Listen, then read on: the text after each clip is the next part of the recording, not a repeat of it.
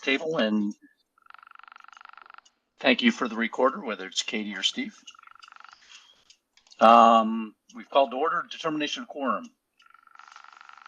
Yeah, we have a quorum. Okay. Approval of the, well, let's see, we're in March, so it must be the February meeting minutes. Sorry.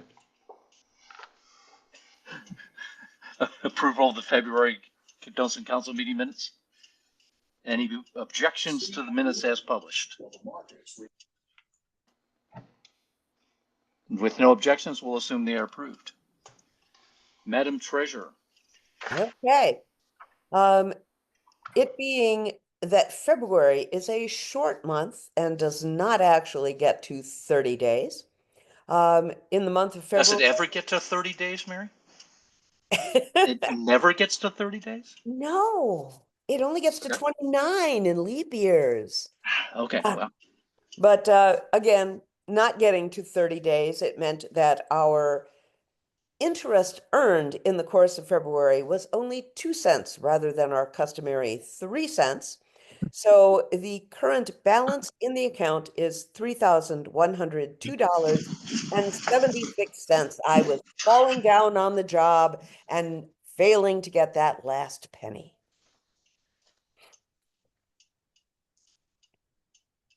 Now, Mary, couldn't you have put the penny in yourself and just made it 3 cents? Okay, just kidding. Okay, let me call up my calendar here and we'll talk about the next two Docent Enrichment Zooms. In 2 weeks, we're going to have Joseph Abel. Joseph is the curator, amongst other things, for the Langley Wind Tunnel. And since we have the Langley Wind Tunnel as part of our milestones of flight, one of the propeller blades of the Langley Wind Tunnel, he will be discussing, we're going back and forth, but he thinks this is actually 2 parts. So he's going to discuss the use of the Langley Wind Tunnel up through World War II. And then the use of the Langley Wind Tunnel afterwards may be a fall event. So we'll figure that out as we go along, but please tune in for that. And if I call up my calendar here, I'll tell you the next one after that. And we're really pleased to have curators doing this. And I can't find the next one on my calendar, so we'll just move on from that. I'm sure we have something through every second and fourth Monday through May.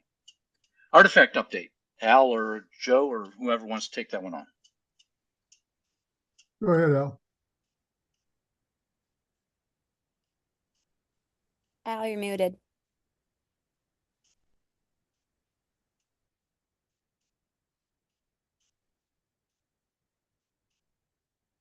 You're still muted, Still Al. muted. Am I not muted now? We can hear you now, Al. You are Is there an unmuted artifact now. update? It was a You're great unmuted update. now. Could you repeat Okay. it? Any questions? No, so the Huey helicopter and the Predator UAV have been taken off the Hazy floor. They're in the restoration hangar now on their way to go to NMB Gallery 213, Modern Military Aviation. The space vacated by the Huey will not be filled in the near term, we're told. The QH-50 drone on the UHC floor has had the nuke taken off, and the 2 Mark 57 nuclear depth bomb, that was taken off, and the 2 torpedoes are on it now. The nuclear depth bomb will be put also in NMB Gallery 213. And the exciting news for the Haziers is the VinFizz may be coming out of storage soon. And soon might really be pretty soon. It'll come into the restoration hangar in preparation for its display at UHC. So stay tuned for that. And that's it. Does it fit where the Sopwith Camel was? The hope is that they'll make it fit. Okay. Like just cut off 3 feet of each wing? You know, I'll tell you, they can do magic. So if they want it there, they can make it fit. But this is all, again, it's not definitive until it actually happens. Also in the not definitive, we had Mike Hankins as our speaker in DES this week. One of the questions that some of us former Air Force people had is when are we getting more Air Force artifacts? And he said the next one, most likely, and they're in negotiation stages, will be an F-15. And so, which we didn't call it a flying tennis court for no reason. So that will take up a significant amount of space, and they'll have to work through that as well. update on docent guide changes and highlights. Anything from the staff on where we are in the staffing process of that? I can speak to that. Thank you, Rose. Sure. This is to the question about that came up last time about DEAI and the docent guides, correct? Mm-hmm. Yeah. Yes. Okay. So this fits in well. Hi, everyone, by the way. This fits in well with a larger conversation that we're having with Jeremy Kinney, the Associate Director for Research and Curatorial Affairs, about the docent guides. So one thing that's been highlighted so far is that all content essential to telling the whole history of an object should be incorporated into the main content of the guide. So we're going to discuss this with Joe, the docent guide editor, of course, as we continue the conversation with Jeremy. But that's kind of what's been shared so far is instead of having a specific bullet, we want to try to incorporate it into the main content of the document. Okay. All that will do, Rose, all that will do is bury it. That's all that'll happen there. Because most of those things are bullets specifically because we wanted to talk about DEI. Let's not kid ourselves. And the museum did that as a matter of policy. And they don't fit the story of the airplane or the spacecraft. They're add-ons. They're add-ons. Necessarily, yes. I don't disagree, Joe. I think there's a couple ways we can approach this, Rose, and one is additional information or something like that that takes us out of the definition of DEAI, which may be challenging in the current administration, but still allows us to have those individuals highlighted uniquely because of what they did or what their background was. Let me give you just one example, one simple example. Sally Ride, first American woman in space. If she weren't the first American woman in space, if she were just an astronaut, there is nothing remarkable about her. I mean, to me, all astronauts are special, but there were 355 people who flew on the space shuttle. She's one of 355. If you don't make it about DEAI, it makes no sense when you mention her name. Sally Ride flew in space. And, Jim Leninger flew in space. And Tom Jones flew in space. And 355 people flew in space. If you don't make it about DEAI, there's nothing to say. The statement makes no sense. In the middle of a paragraph, Sally Ride flew on the space shuttle. It makes no. It's just like, oh, okay, so what? There's no significance there. Is the point I'm trying to make. I think what we may need to do, Rose, is sort of have a small group discussion on this, and perhaps the VIA staff and Jeremy and Joe and others can do that. Yeah, and please do include me. Yes. Oh, absolutely. That's why I I'm said not trying Joe. to fight the problem, but when guidance comes on how to fix the docent guides or how to fix the docent council without talking to Paul, that's not a smart approach. Same thing. When somebody wants to fix something in the docent guides, please include me in the conversation. Absolutely. Yeah, this was just an initial conversation with Jeremy. So there's so much more to come with this. Absolutely. Okay, so, perfect. So for the time being, I will leave those DEI bullets in there, right? Yes. Okay. Thank you much. Thank you. Bill Cryer, you had your hand up and now you got your hand down. Do you want your hand up? Yeah, I was just going to say real quick, if you roll those into the body, and I'll give an example. When in front of the Blériot, you talk about it, you talk about Larry was the first person to cross a major body of water. I remember months ago, I mentioned that Harriet was the first woman to cross a major body of water, and the women in the group got a big smile. One of them did a fist pump. So it can, if you include it, it can make a better tour. And I don't think you have to label it as DEI. Just Harriet did it. Yeah, we're gonna have to sort of work our way through this in light of what we've done previously and what is the current guidance from Big SI and from NASM. And that we're not going to solve this tonight, but we certainly have we'll start making our steps forward. But the fist bump was cool. Very cool. You always love it when people smile on your thing, that something clicked with them and they go, oh, wow, I didn't know that, or that is really neat. Thanks, Bill. Update on upcoming issues, paper airplane. Steve, if you're here. I'm here, I think. Excellent. I think we have one coming. I have to work on a few computer links that I think are sending my my text over to Elon Musk's X and may have brought down the system yesterday. But Congratulations. Hey, you're the one that implied that wasn't a foreign nation's attack. So Elon, he's the guy that you want to come after. No, I think we're there. Um, yeah, it's kind of exhausting the bottom of the barrel of the stuff that I had in draft, but hopefully by the end of next week. Okay. Thanks, Steve. And we will always encourage people to submit stuff to Steve. The paper airplane lives and dies on the inputs of docents. So if you've got a great idea, reach out to Steve. He'll help you flash it out. I do have an idea, which I want to revisit again while we're on the subject. Go for it.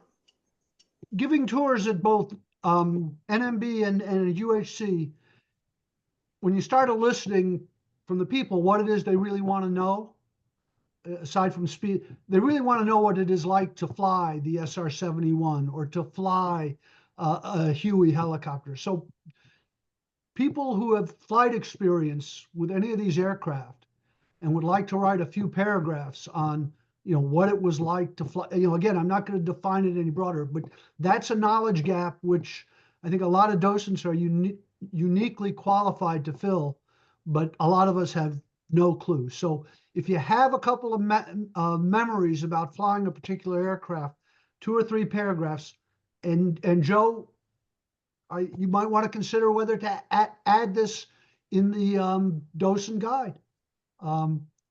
Pilots who have flown the aircraft say da da da da da da. Anyway, that's a gap Okay. that I think would be interesting to address. Yeah, I think we've got a lot of practical experience in air and space operations amongst our docent corps that we can certainly add to the general docent knowledge by publishing some of that in the paper airplane. And it doesn't have to be a 47 paragraphs or 47 page citation laden document. Nope. What was it like to fly at Mach 2? What was it like to fly in combat and have a missile shot at you? Those are, and carrier landings and also refueling operations, which, to my surprise, people are fascinated by aerial refueling. It is magic to most of them, and it would help if people who actually did it could help turn it from magic into skill. Hey, Steve, is the supersonic paper, is that being considered or is that out? I'd like it. I mean, I'd like it left. There's a coda to add to it now. This is the boom test flight, sonic boom test flight.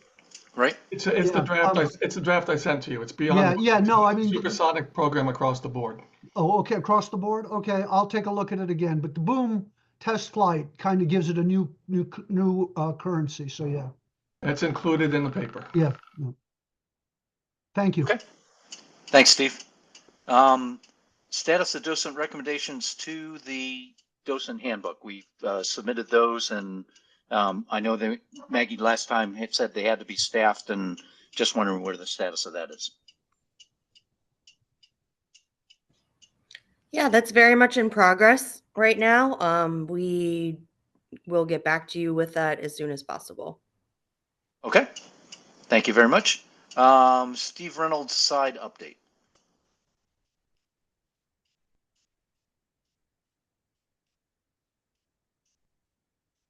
I didn't check attendance. Steve, are you here tonight? Okay, we'll just we'll comment that the side bullets or side notes or side, I'm not exact phrase, but the information that the side people want to disseminate are being published in the flyby. So as you look through the flyby, you will see interesting things that come from the side program, which is a Smithsonian-wide docent operation that Steve Reynolds is our lead on. Okay, next item is updates on, well, we sort of talked about this. Updates by VS on the IT-related issues, VSys access, blast access, or where we are making progress on those. Yeah, I'll take that, Paul. Thanks, Steve. Sure, you're welcome. I've been in discussions with Chris McClary, our IT guy who's dedicated to this. And we had a conference call, and I have detailed notes from him. And I can also package this and get it to Al so he can add it to the minutes. But let me go through what Chris McClary said about the status of all that you're asking for. Currently, there are 2 PCs in the UHC Docent Lounge and one at the tour desk that can be used for blast read-only access. That means if you do not have a network account, these are set up to read only in what the blast database has updated recently. You can't make edits on these. And they are marked with a note taped to the monitors. These PCs may be used for other applications as normal. The login for the number 2, the login for the PCs and the volunteer lounge is the same as a tour desk login, which was published. It stays published in the communique with the username, the /UHC docent, password Aaron space 1976. Point number 3, the PCs for read-only blast to the volunteer lounge and tour desk can be accessed using the login, but blast cannot be altered or updated. I think I just mentioned that. Changes and updates made to the network version of blast will be periodically copied to the blast read-only on those PCs. And that's what Chris will do. He'll update read-only blast from the network version. Docents who have SI network accounts, this is point number 4, docents who have SI network accounts can use their SI account login to access blast, and only they can edit it because they have network access. Those without network accounts can only view blast in the read-only version. Number 5, I think where we're at. The PC on the right side, looking out at the tour desk, also has a read-only version of blast. If you use the UHC docent login, as always, the full network version of blast can be accessed if you have a SI network account.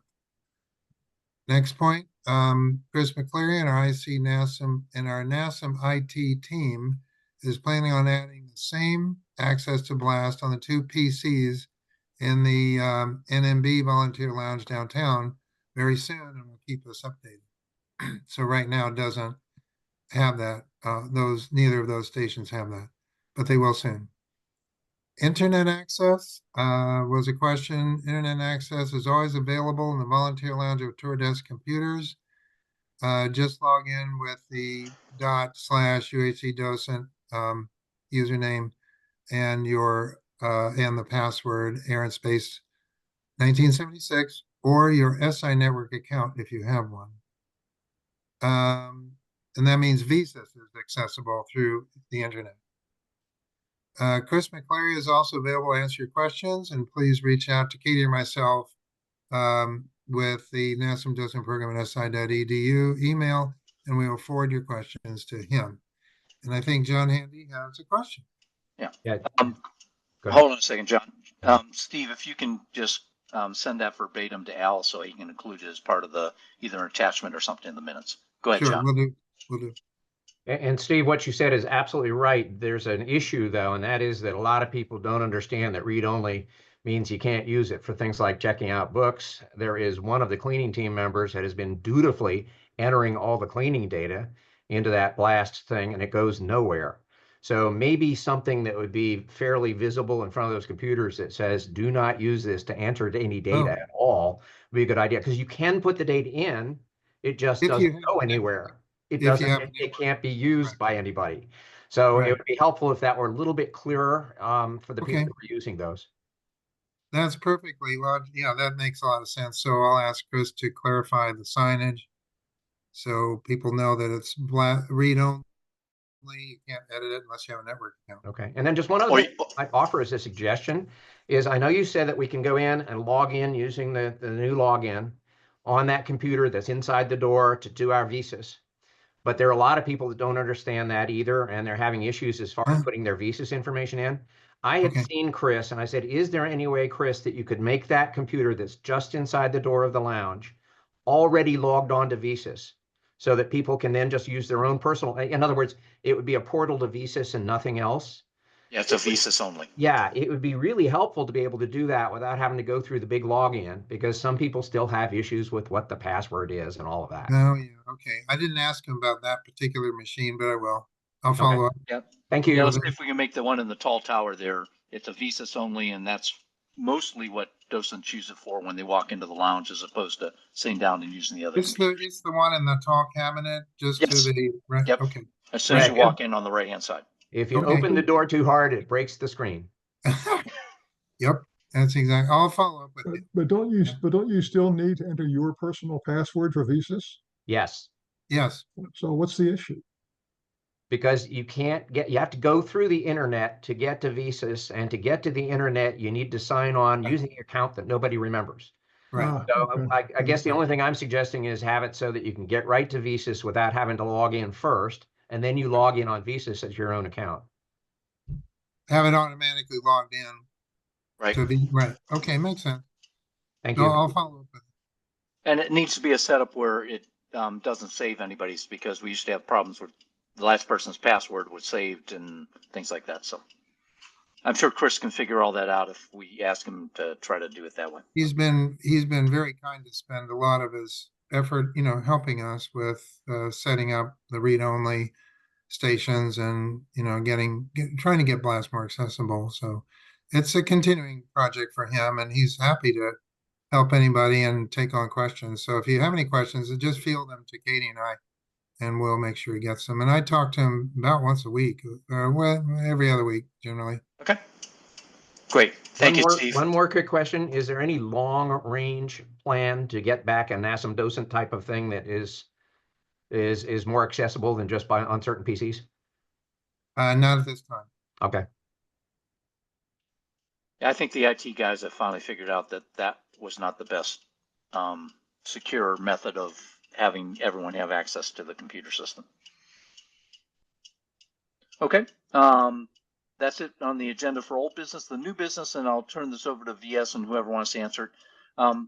The questions that come up is, we opened 8 galleries downtown. We had a challenging time to get everyone upgraded and qualified to do spotlights and then be able to do tours. The next question is, we're about to open new galleries. Have we looked at how we can improve the process so that we're ready when the gallery opens to have NMB qualified docents qualified to speak to the artifacts in those galleries? Yeah, I'll answer that one. And Maggie helped with this answer too, although she can't be here tonight. So basically what we're currently planning on doing is to be able to share a basic Moodle course with the exhibit scripts and some basic information soon before the exhibits open. And that'll help expedite things a little bit. Completion of these courses would allow volunteers to use objects from these exhibits as some of the 4 main objects of their highlights tours. And remember, the tours can involve 2 to 4 galleries that are very much not expected to be on the full tour of the galleries featured. Rather, the docents are expected to give a deep dive on 4 objects within those 2 to 4 galleries. And the spotlighting is going to complement that. Once training is completed for spotlights, then that'll open up the new galleries in a new way. Well, not new way, like we've been doing at the mall building currently, to give more information and to give a deeper dive that can't fit into the constraints of a highlights tour.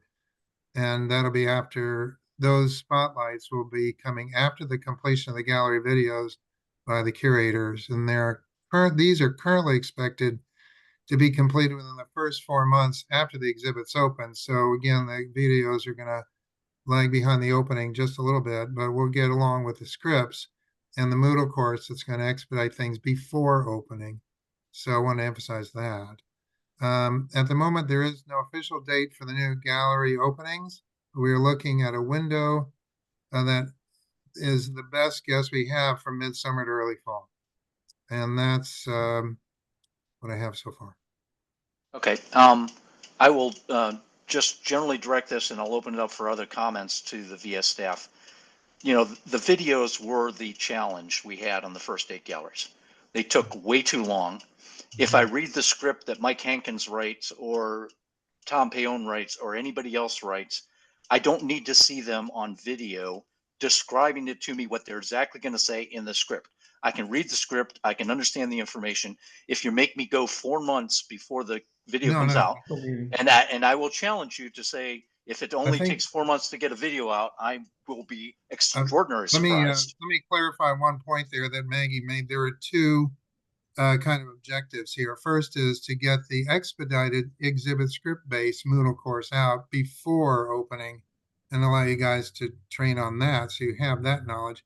And then the videos will be for the spotlight purposes. That'll have to lag later. But for as tours go, these exhibit script-based course will be done before opening, so that should allow enough time to at least train on what the curators said for the exhibit scripts. So that's kind of a two-pronged approach: highlights and spotlights. Spotlights will lag. Highlights will be the expedited exhibit script-based Moodle course before opening. Okay. That's Steve and Rose and Katie, we're not going to arbitrate this tonight. But my thought is, if I read a script that a curator has written about all the things in the gallery, I have all the information I need to do a spotlight. There should be nothing that I have to see a video for that gives me any more information than reading the script. And I'd like you to consider that as we go forward. Other comments, please use your raised hand so I know that you're interested in making a comment. I can't find my raised hand, but I have my hand up. Okay, Rich McKinney, you raised your hand, so therefore you may go ahead. So two things, just to be clear. We can do tours of the new galleries with just the script. with the script-based Moodle course, right? And that will be ready before they open. Right. And then are there two galleries, Milestones and Pioneers? Is there anything else that's going to be included? Military aviation? Military aviation, climate change. Innovations? Okay. Futures in Space, World War One. There's a couple. We don't have the exact timeline of which ones are opening. At which time, at what the exact date, but right now I've been working I was on. just going by the new map that they just distributed downtown the other day that showed the two. So, but as long as we can do Milestones and Pioneers and military aviation, if that's going to be open, that'd be great. I will go back to, let's think through what value we get out of the videos. I know that long term they are fantastic and they'll be a training tool for new classes and things like that. But are they any value added that I can't do a spotlights tour in Milestones because I didn't see the video about Milestones? And I'll just leave it at that. Certainly is worth considering. Good point. Yeah, Paul, we'll talk about that for sure. Okay, thank you. Frank Van Hest has his hand up. Well done, Frank. You figured out how to do that. I did, and it was quite difficult. I Please just teach want to Rich next clarify, time you see him. the phrase military aviation has been bandied about in the last 5 minutes. My understanding is that the World War I gallery will be included in the next tranche of galleries to be open, but World War II and modern military aviation will not. Is that correct? That is correct. For this year, it's World War One will be opening. Thank you. So Frank, we're doing it in chronological order. How clever. I know. It makes it easy for everyone to understand. Other comments? Use your hand. Joe Romito has his hand up. Go ahead, Joe.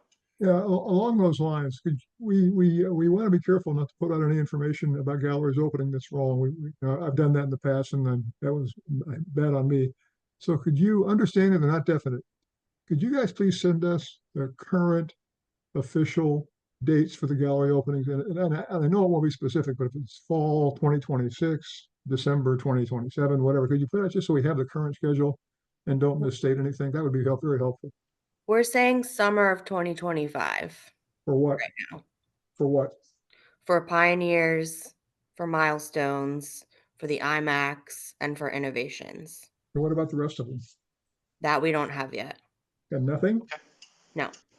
Is World War I in that I group? was given dates in the past. I was given dates in the past, and they're in DG Volume 5, so I'll just leave them there. We can certainly look into it, but we don't have, those are the ones that we know for sure right now. Okay, thank you. Okay, if we can keep Joe informed, because he does put it in volume 5, And that gets a resource for the other docents, particularly the ones who work downtown, who, when people see what's not open, and can answer the questions about when we think they are going to open.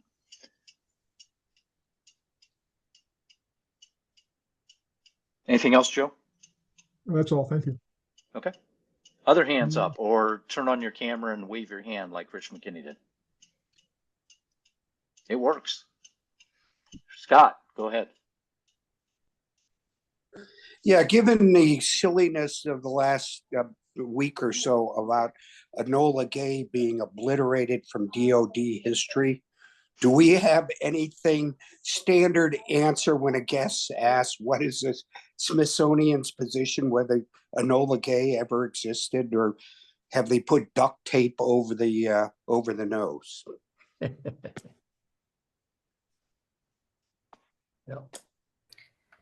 Yeah, I would recommend addressing that type of question by saying that the National Air and Space Museum shares the entire history of air and space, and the story you're sharing is one of those. That's where we're coming from with that right now. The Enola Gay in particular, we haven't been talking about guidance on that, but we can certainly do so. We were there on Sunday. There was no duct tape anywhere near the airplane. Okay. What you, is the story around Enola Gay? I'm not aware of a notice or anything to that effect. For those unaware, can someone provide some perspective or background? Eleanor, part of the process that the executive branch is using is searching for words that Never they mind. find Yeah, offensive. got it. Yeah, I got it. Universal search and replace, or universal search and eliminate. Yeah.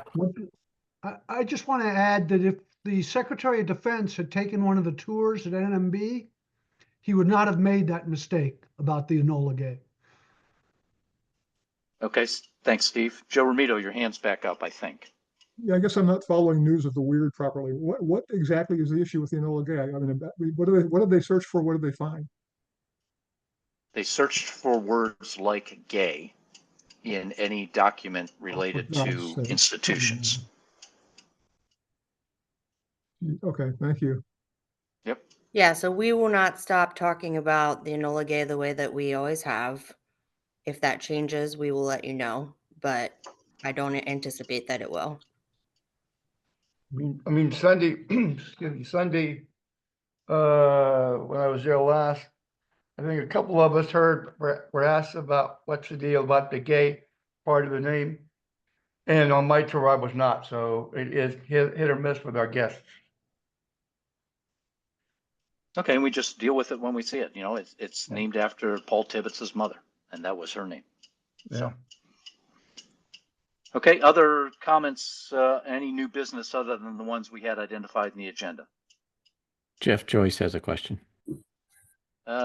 Okay, Jeff, go ahead. Yeah, just real quick, getting back to the new galleries opening at the National Mall building and incorporating those into our public highlights tours. Are we still going to be limited to 1 hour technically, or are we going to have much more flexibility because we're going to have more material, if you will, to cover in terms of milestones of flight, pioneers of flight, and World War I, for example? Are we still limited technically to an hour tour, or will the public tours now be advertised as an hour and a half, for example?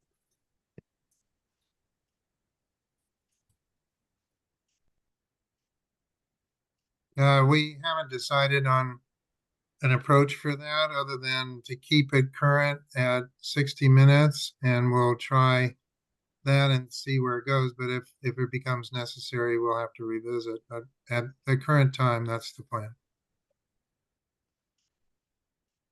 Okay, thank you, Steve. Other comments? Any other new business?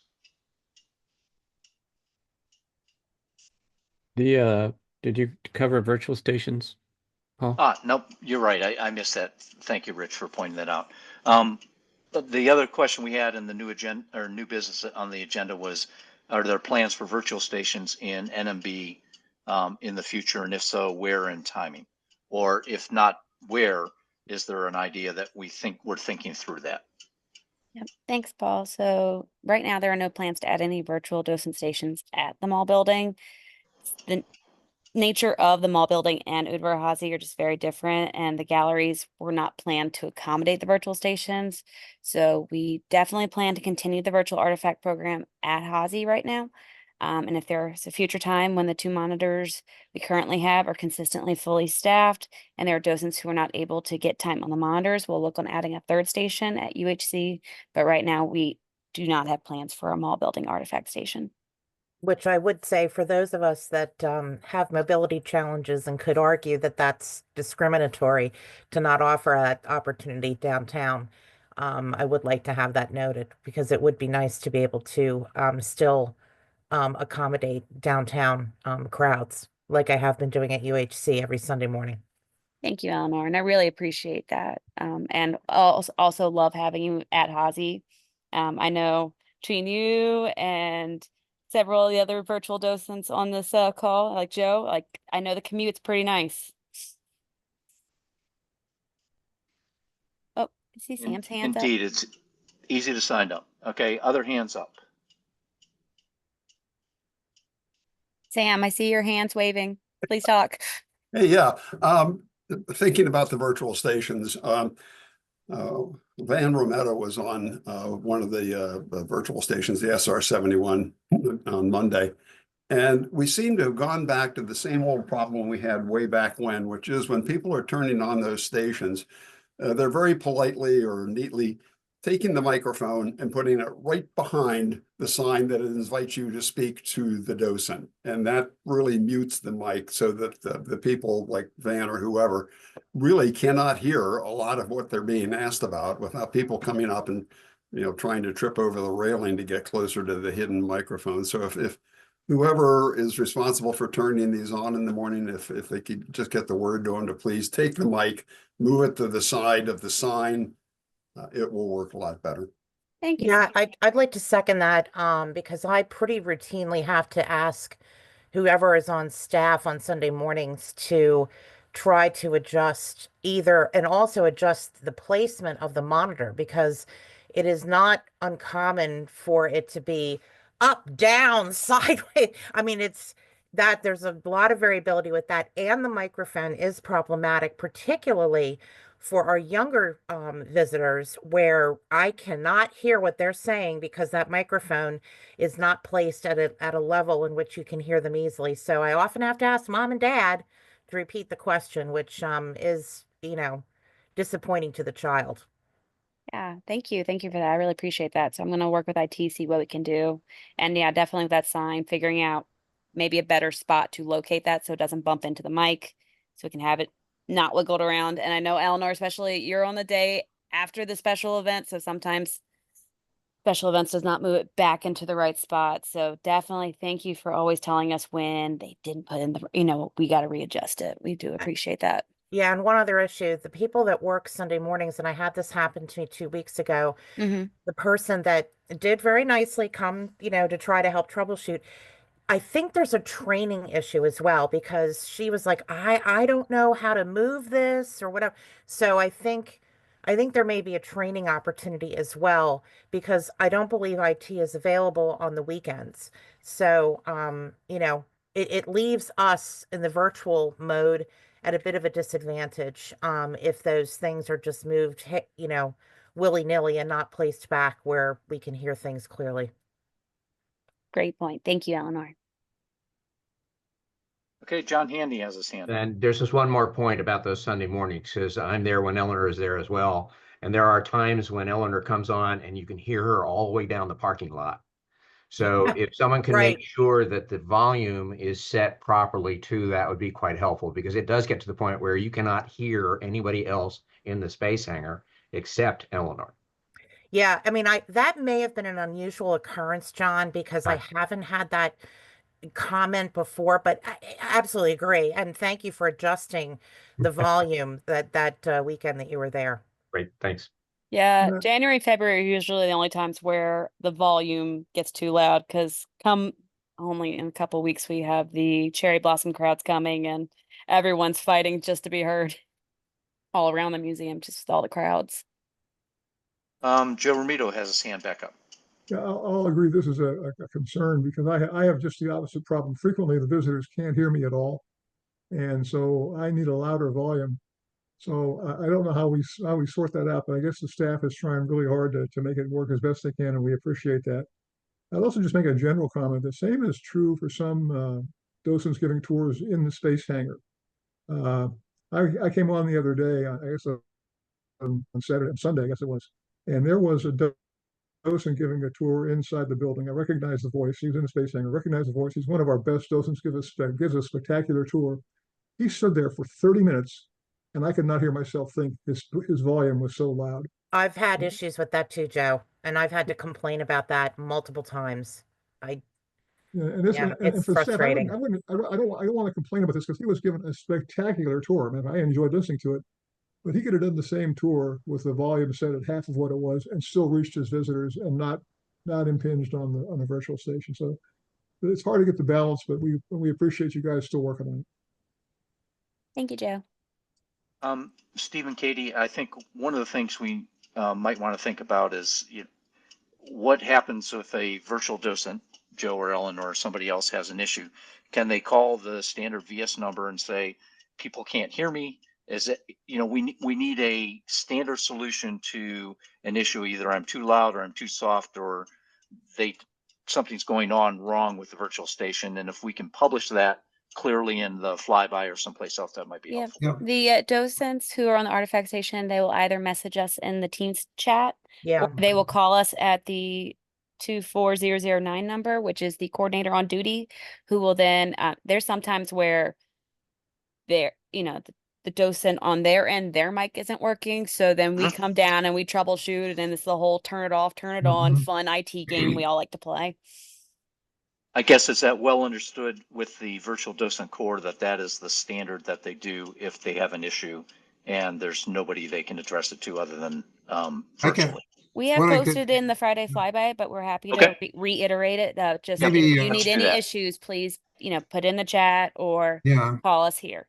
Maybe send a separate message to the virtual, to Joe, to put out to his group, if that would help.